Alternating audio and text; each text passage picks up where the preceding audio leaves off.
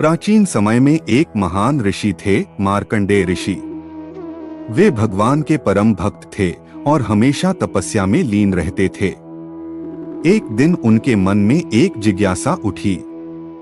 प्रलय, सृष्टि का अंत कैसा होता है? उनकी यह इच्छा सुनकर भगवान विष्णु मुस्कुराए और बोले, समय आने पर तुम स्वयं देखोगे। कुछ समय बाद अचानक सब कुछ बदलने लगा। आकाश काला पड़ गया, पृथ्वी कांपने लगी और देखते ही देखते चारों ओर केवल जल ही जल रह गया। यह था महाप्रलय। मार्कंडेय ऋषि उस अथाह जल में अकेले भटकने लगे। न कोई दिशा, न कोई सहारा, सिर्फ अंतहीन सागर। हजारों वर्षों तक भटकने के बाद अचानक उन्हें एक अद्भुत दृश्य दिखाई दिया।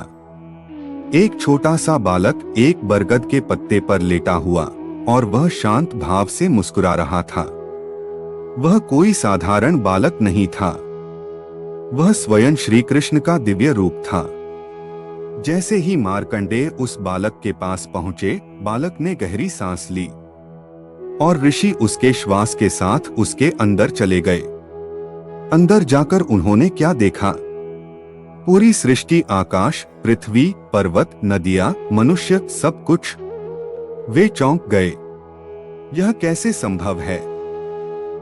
बाहर सब नष्ट हो चुका था और यहाँ पूरी सृष्टि जीवित है। फिर अचानक वे फिर से बाहर आ गए और प्रलय का दृश्य गायब हो चुका था।